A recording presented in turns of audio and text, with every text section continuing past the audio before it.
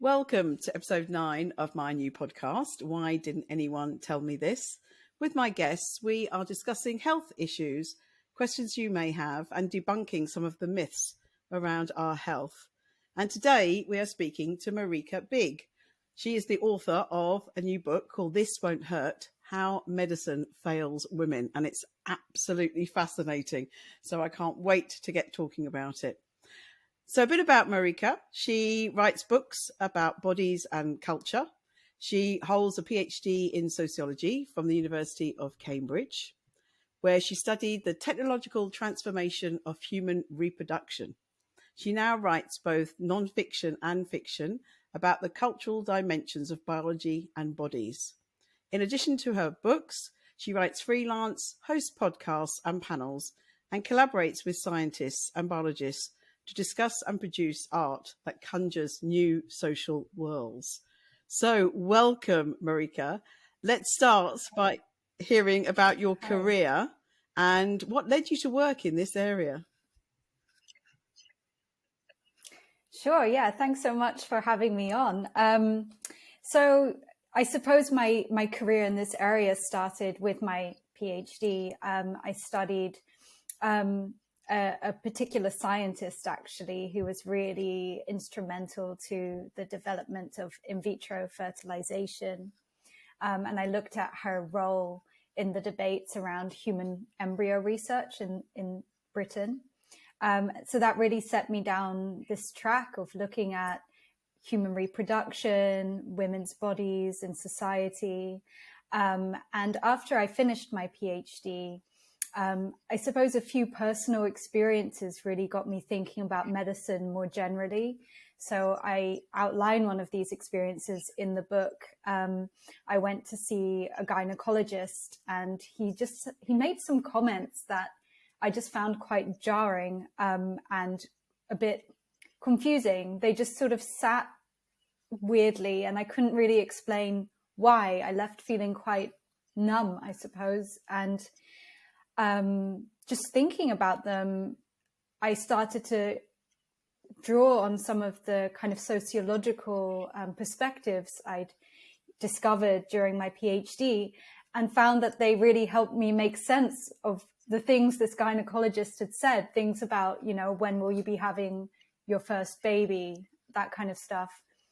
And I found it really helpful and really sort of enabling and validating to see my own experience in the context of sexism more generally. And I wanted to share that perspective with women to validate their experience. And after that realization and starting writing the book, just every time I spoke to a woman, she would have a story to share. And that really just, animated me on the path to writing this book, just how many experiences there are out there of medical sexism. So that's really, how I sort of got into this area and how it all began. My research now has also led me to talk to women and listen to their stories. And there are so many fascinating discussions to have. Can we just go back to your PhD? So the person you studied was an amazing hero of mine as well. Do you want to tell us a little bit more about her? Yeah, sure. So her name is McLaren. And she was just such an incredible person. I was really interested in her, not just for her scientific contributions, but just the kind of breadth of the things she worked on and her approach to science. So she worked across, the fields of reproductive science, genetics.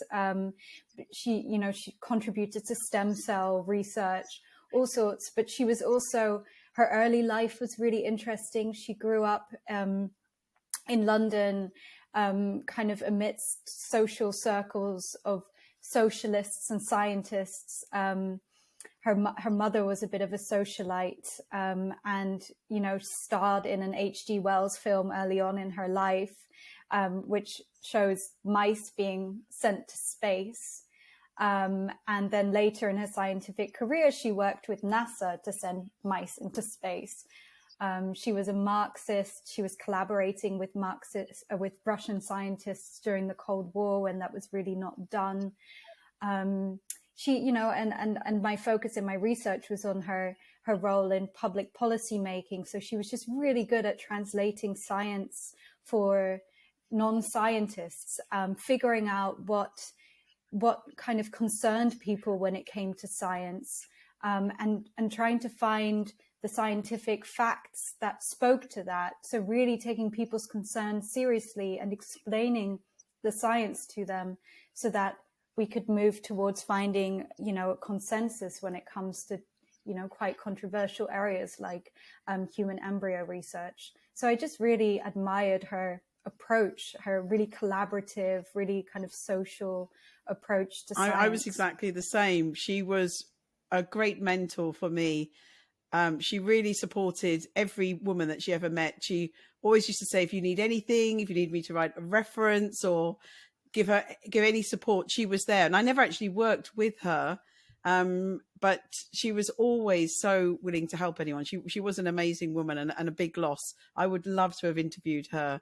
But she's left a great legacy, and it was great that you were able to study that. So one of my aims as well is to help women understand what is normal. But as you explain in your really terrific book, we have done so little research on women, and it is such a travesty. And in some cases, we still in 2023 are not really sure what's normal. And you go through a lot of this in your book. I really like the sections where you wrote about the clitoris. I retweeted that beautiful image yesterday, and a few people remarked. It's just such a great image, you know, and it's not a little bud. And female orgasms as well. You know, it's so amazing that we're understanding this at this stage. But I want to jump right into some issues that you really discussed that I think our listeners would really like to talk about. And it's something that we really don't talk about. And we should talk about all of this. And that's female ejaculation is where I'd like to start. So again, I wrote about this in my book in the chapter on sex, and your chapter gave me some information I really wasn't aware of, which is unbelievable. So, you know, we often look up to the work of Masters and Johnson, but they ignored female ejaculation, even though it was recorded, as you said, in ancient texts such as the Kama Sutra. So please tell us more. Yeah, I also found that really, interesting, I suppose, to discover that in their work, you know, they did some really groundbreaking research, you know, showing that, for example, women can have multiple orgasms, this kind of thing. So really breaking with kind of traditional understandings of male and female sexual kind of response and behavior, and challenging some of these norms. But when it came to female ejaculation, they just dismissed kind of these observed this phenomenon. And what I found quite sort of ironic about it was that they dismissed it on the basis that they thought women were misunderstanding their own response, their own bodies, and interpreting this fluid through the lens of male normal sexual response. So they were saying, you know, women are just only used to hearing about male sexual response, and that's why they're interpreting this as ejaculation, when really they were interpreting this phenomenon through a really kind of heteronormative view. So they completely dismissed, this phenomenon, and that goes on throughout the science. I saw these, just researching these scientific debates around female ejaculation, you know, and there's not much on it. It's, you know, like you say, it's something that hasn't really been talked about very much. But in the scientific literature, I did find there's just this ongoing obsession with the chemical composition of the fluid. So for a long time, scientists denied that female ejaculation was a phenomenon at all. But then eventually, in the 1980s, you had some sexologists actually film this phenomenon. So increasingly, it was just kind of undeniable that this did happen. So it's almost like the scientific community, when sort of faced with this incontrovertible evidence, looked for another way to dismiss it and focused on the chemical composition and sort of debated whether this was a liquid, a fluid similar to male ejaculate, or if it was just urine. And time again, scientific studies have tried to show that it's just urine.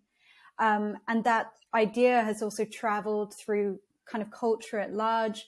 I look at obscenity laws around pornography and how, they banned depictions of female ejaculation on the grounds that this fluid is mainly urine, and so that it constitutes something obscene, urolagnia, they call it. So it's just, it goes to show how these scientific ideas then reinforce very gendered ideas and heteronormative ideas about sex in society at large.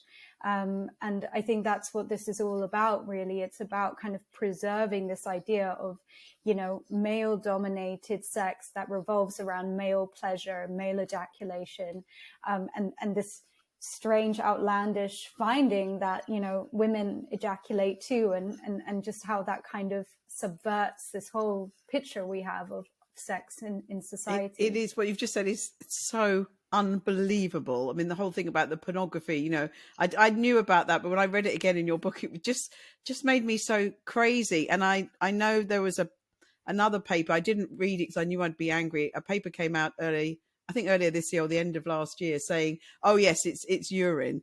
I've looked at it, I've smelt it, it's not urine. I don't think it's urine. Doesn't smell like urine. Doesn't look like urine. Yeah.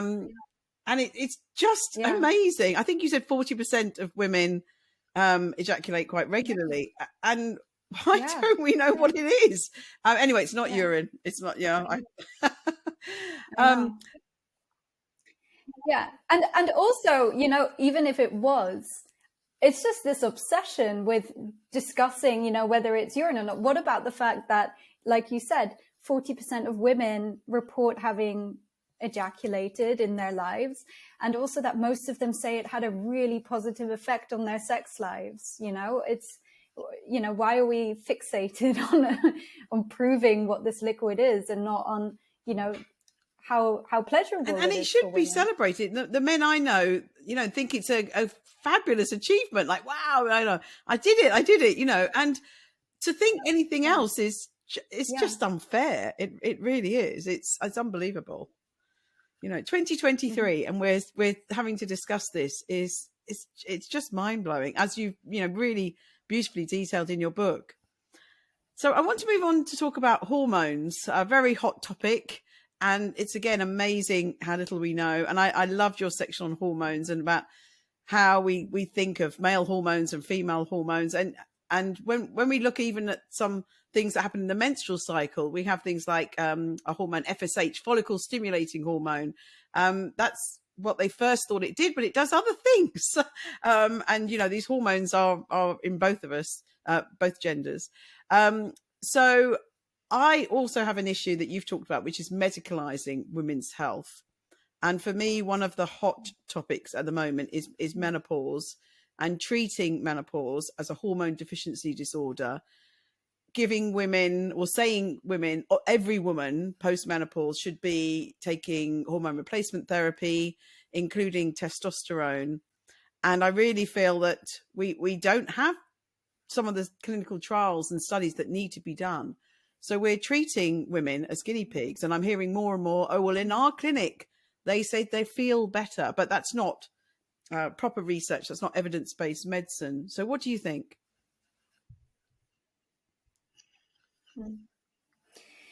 Yeah, I completely agree. This idea of medicalizing, women's experience and not listening to women about the role that these things actually play in their lives. I think the menopause is something that hasn't received, a phase in a woman's life that hasn't received much attention. And I'm always wary of these interventions and how much they're about, actually supporting women in their health, and how much they're about kind of policing ideas of femininity. With the testosterone and HRT, I've heard a lot about, low libido. So how your libido might go down around this time and how it helps with that, which, also just makes me think, that is only a problem if a woman says it's a problem. And yeah, why are we medicalizing? Why are we, prescribing hormones without an adequate understanding of what this actually means in women's lives? And, I'm sure that for some women, HRT in general, I know is really beneficial. And in those cases, women should have access. But it's just, it's so important to actually interrogate, what it is that we're trying to do here. As with female ejaculation, these discussions tend to just revolve around or fixate on certain kind of concepts. And I'm always just seeing that they're more about policing gender roles and ideas of femininity than they are about actual health. And like you say, with no proper clinical trials, no understanding of the long-term, safety implications of taking testosterone, what that could do for things like cardiovascular health, for example. I think, it's really irresponsible. I think the companies, the drug companies, for them to have half of the population spend a third of their life on their drugs would be amazing. But I find that way too controlling. And as you say, I totally agree. For some women, HRT is their absolute lifesaver. And I'm sure that some women will benefit from testosterone, but we're all different. And this narrative of, the menopause is so negative and the only way you're going to lead a good life is to take HRT. And I've also heard a clinician say the only way you're going to be able to have sex post-menopause was if you take HRT, which I just found so insulting and unbelievable. When I questioned him, he denied he'd said that, but that was his opening slide. That was very, very clear. So you've also got wonderful chapters. I have so many questions about all of these chapters, but I think we'll just summarize them. So you talk about heart disease, osteoporosis, and cancer, and how we have really misunderstood and still misunderstand how these diseases affect women. What would be your overall thoughts on those issues? Yeah, so I mean, those are some key examples there. Overall, it's a discussion, and I use these examples to show how, this male default in medicine has misled science, but also misrepresented just the facts for women in society and not given them the information they need to make decisions about their health. So in the case of heart disease, there's this misconception that heart disease is a male disease. Women tend to think that, breast cancer poses a greater risk to them than heart disease, but heart disease is actually the #1 cause of mortality in women. So, there's a huge amount of misinformation around diseases in general when it comes to women. Also, there's a misunderstanding of how heart disease presents for women. So a woman might not have the classic sort of symptoms we've seen, like chest pain, that men have. And doctors also sometimes confuse or easily confuse the symptoms of heart disease in women for the menopause because they're quite similar. So things like sweats, hot flashes, this kind of thing. So, these gendered ideas about, what diseases are, whether they're a male or a female disease, really mislead doctors in their diagnosis. I mean, women don't know when to go and get help. It's just overall dangerous. I also use this example in the chapter on heart disease of this app that when men inserted their symptoms of heart disease, it told them to go to the hospital, and when women did the same, it told them they were stressed. I think the article was called something like, "It's not a heart attack, it's hysteria." So it's just how misinformation perpetuates this dismissal of women, and, you know, is actually dangerous. And then, I mean, I'll skip to the cancer chapter, because I think that's a different dimension to the problem. So that chapter is a lot about who benefits from science. So I talk about this case of Henrietta Lacks, who was an African-American woman with cervical cancer.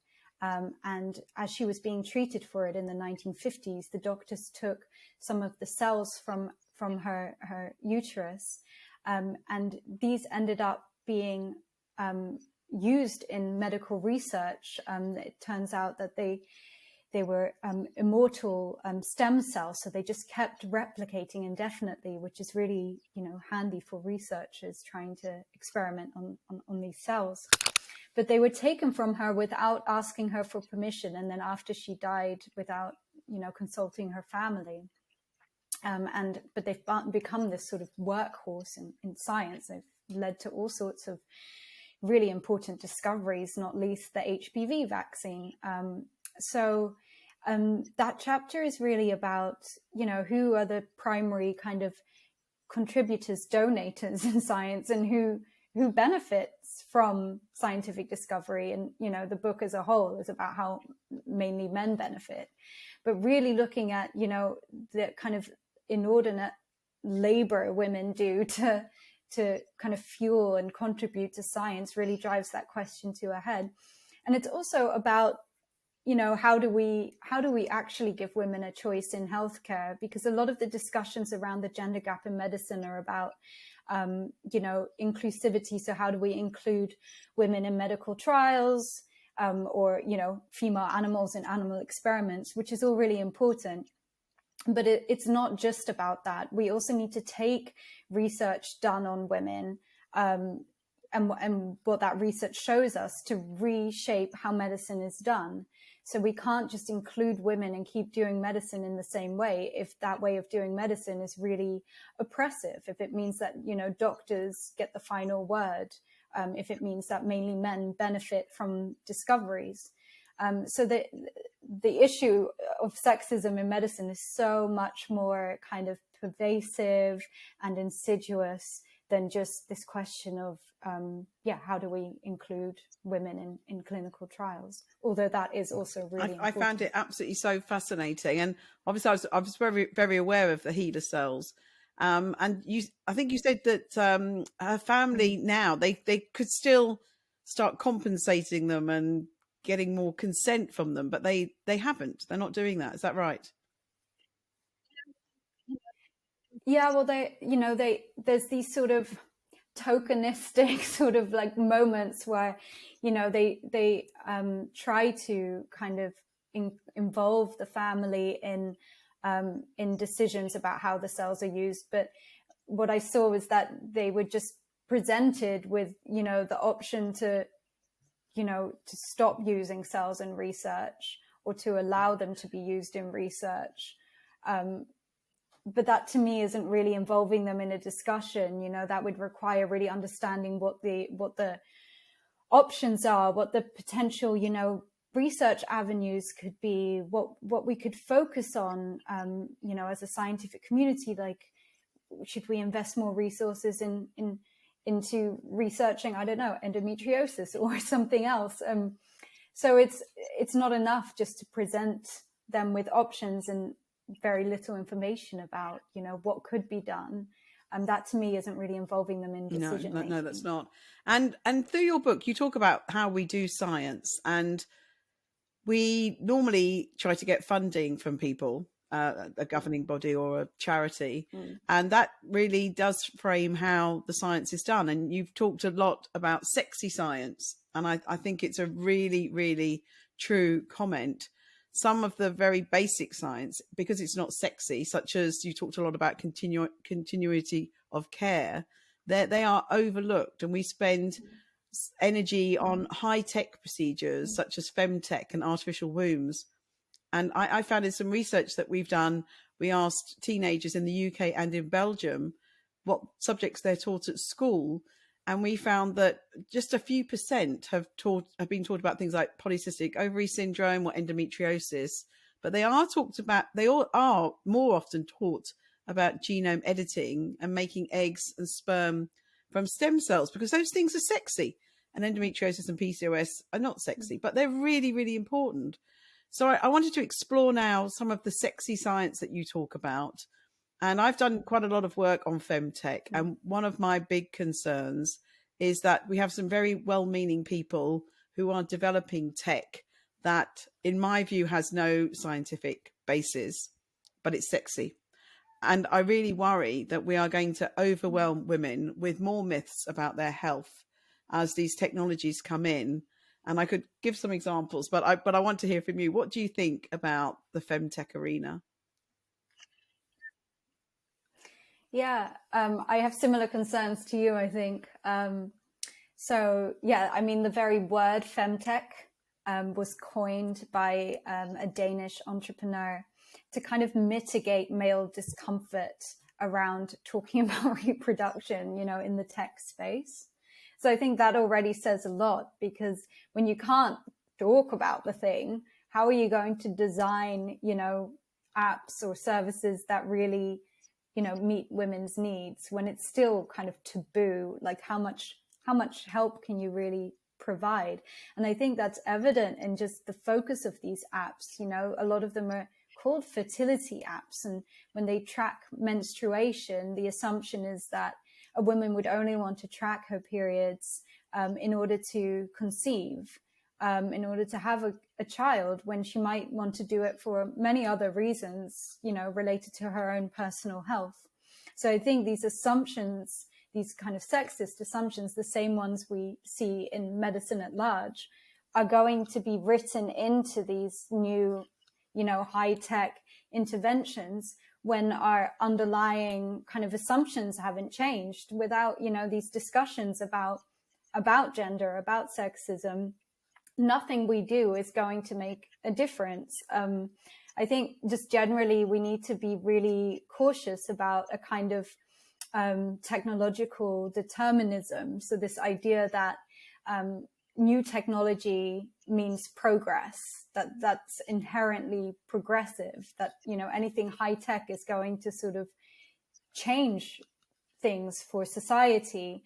We really need to question what progress looks like, what it means. And for me, progress is more about social progress. So like you mentioned, continuity of care, this idea that having the same, you know, midwife from, you know, throughout the duration of your pregnancy and aftercare really makes a difference to women's health.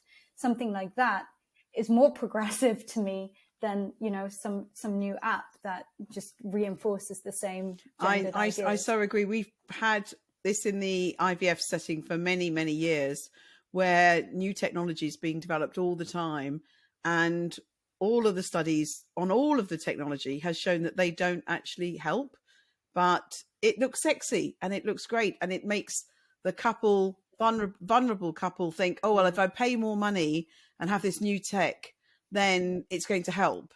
But we don't have any evidence for that. And then now seeing Femtech and also the menopause field, I think we're just making this problem so much worse, because it looks, like you said, the technology looks great, sounds great. So women are going to feel that they need to use this. And I think it's really doing an injustice. And I really hate that we're almost conning women with this new tech. And as you said, tech sounds like it's going to help.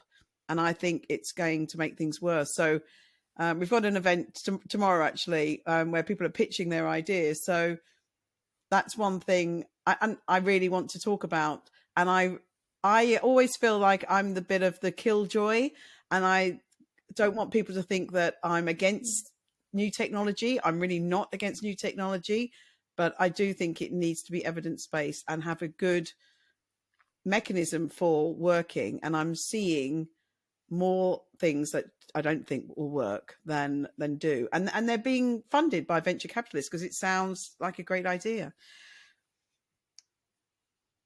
So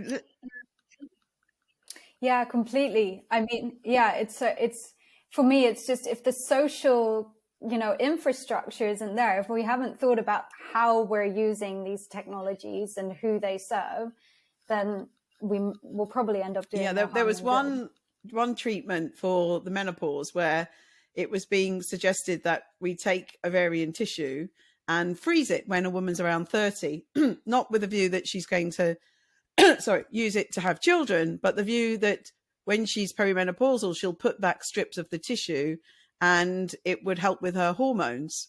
If you are concerned about it and you feel you need treatment, there is HRT. So I said to the companies that have been doing this, I've said, well, have you asked women that they would like to undergo this surgery, have some of their ovary removed at the age when, if they do want children, they're probably going to be trying to have children, with the assumption that they're going to get such terrible menopausal symptoms that they would need to have this treatment done. And of course they haven't. And very similar things in the IVF field where I've said the same. Have you asked women what they want? No. So whenever I'm talking to companies now that are developing things, my take-home message is speak to your target group. Who are they? And talk to them and find out what they want from this.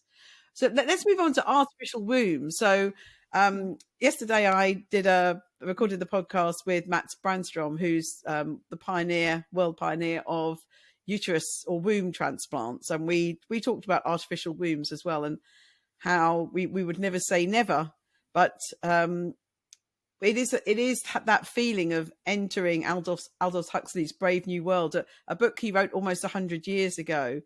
And here we are in this situation where we've discussed that being pregnant is a limiting factor for women. You've explained that really well in your book. So would it really be the feminist ideal to totally remove that from us, and we gestate the baby in a lab, in an artificial womb, and then we would be, on par with men? I mean, I personally don't think that, but I want to hear your thoughts before I say how I feel.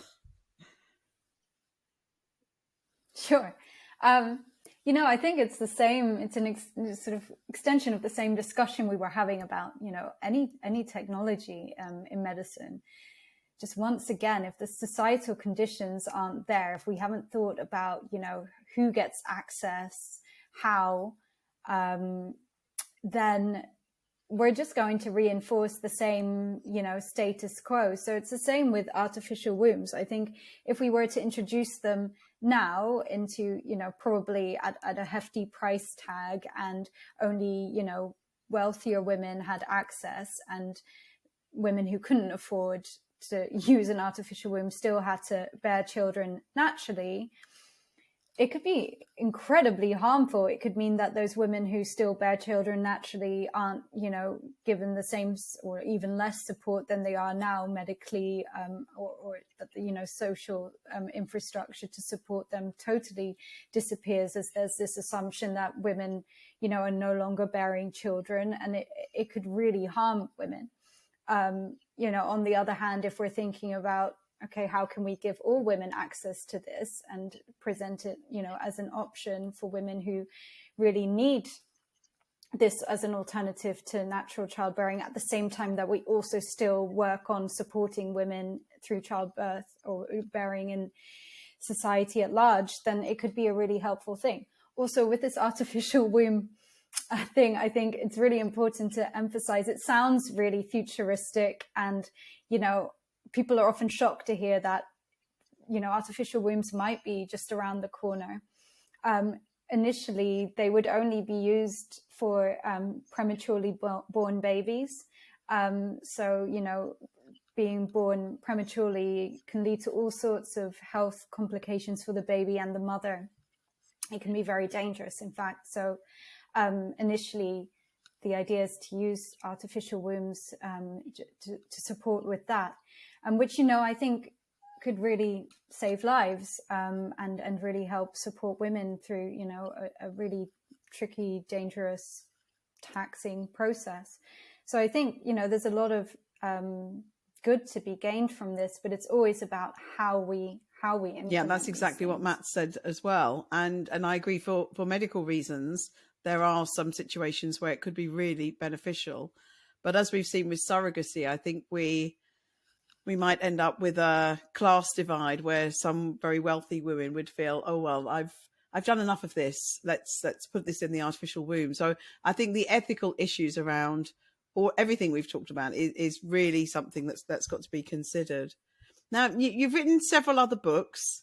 Can you tell us a little bit about them? Yeah, well, so I also write fiction. So the fiction is, it's still, there's common themes. And I guess that's what you start to discover when you sort of write several things. You start to see these recurring themes reflecting, your interests. You learn things about yourself. So my fiction is also very centered on the body, embodied experience, what it, means to be a woman, and trying to bring, an experience that is unique to women in this world and really underrepresented in literature to the page. So my first novel is called Waiting for Ted. It's about a woman just waiting for her partner to come home. And it follows her over the course of an evening and awaiting him at home, naked on a chaise longue. And weird things start to happen. So yeah, I do a bit of that quirky sort of literary fiction writing. And besides that, I also work with artists and scientists to produce artwork that kind of in this space, very connected to the book, thinking about how we can imagine society and the role of new technologies, new reproductive technologies in society, and how we can include everyone in decision making on that. So that's definitely another I'm looking forward to reading that book. You've definitely tempted me. And I love the good, I can't wait. Weird. I love the marriage of art and science, and I've dabbled a little bit in the past. And I think it's so important. So keep up your great work, please. Now, have you heard anyone say, why didn't anyone tell me this? And what did they say?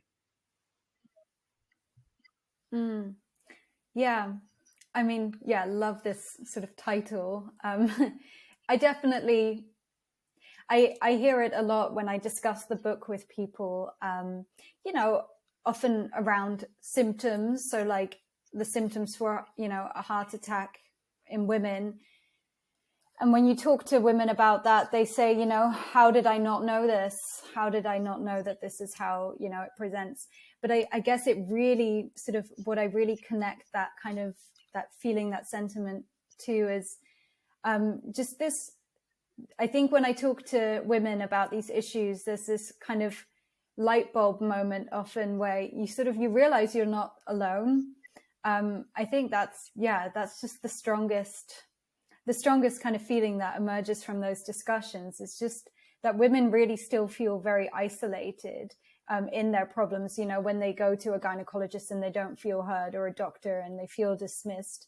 And just this idea that, there's other women having very similar experiences. And it's something we're talking about more now. This, it's better documented than it used to be. But it's just this idea that you kind of have to uphold this kind of perfect femininity, and that any, deviation from that is your own failing, is so ingrained that I think it's just still such a surprise to me as well when I speak to other women and I realize I'm not alone. Perfectly put. And I find I'm spending so much of my time debunking myths. It's something that I've even got on my bio and some of my social media, debunking myths. And I find it frustrating that I have to spend time doing this rather than educating. And I think your book really sums that up, because every chapter you're debunking more and more myths that we've had around women's bodies and women's health. Well, yeah, I respect the work you're doing there. It's really, it's a full-time job, isn't it? Debunking It's very myths. frustrating. So one of the questions I ask all of my guests is about what motivates them, because I'm doing a lot of work, especially I think for the postmenopausal women. Some of them have lost their mojo, they've lost their motivation, they've lost how to feel happy. So I'd like to start with asking you, what motivates you? I mean, partly, you know, that kind of recognition when I talk to other women. I think that's a huge part, just realizing that there's this kind of hidden community of people, I mean, half the population, who have similar experiences and feel the same way. And it really motivates me when I sort of talk about these things and I have, you know, my own experiences validated and I can see that other women feel the same. And it just gives me a lot of hope that if we keep talking about this, we keep validating these experiences, you know, it becomes more real the more you talk about it. And I just think we can sort of conjure this new, you know, this new reality of medicine that actually cares for women into being just by talking about it more and insisting that this is a real phenomenon, that it's happening, that, you know, it's not good enough. Yeah. And what makes you happy and where is your happy place? I definitely, I mean, this is so predictable, but I really love bookshops. I love the colors. I love how books smell. And I love the idea that there's just hundreds of ideas, you know, just waiting to be discovered. So yeah, it's definitely bookshops. I have to apologize. I read your book on my Kindle. I'll admit. Some people might find it. I was in a Zoom meeting during lockdown and I color coded my books, which is really a bit obsessive, I know. But yeah, I do read partly on Kindle. And yeah, the Kindle offer on your book was much cheaper. So I must admit that's why I did it. So I apologize for doing that. Fair enough. However you get, you know, access. So my very last question, what advice would you give your younger self? Yeah, that's a good question. I think actually it's trust your gut, trust your kind of intuition.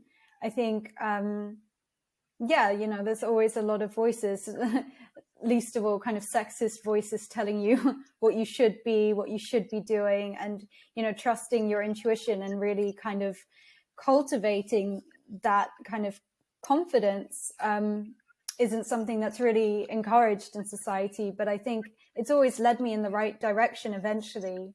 And I could have sort of spared myself a lot of pain and anguish just by, trusting my gut.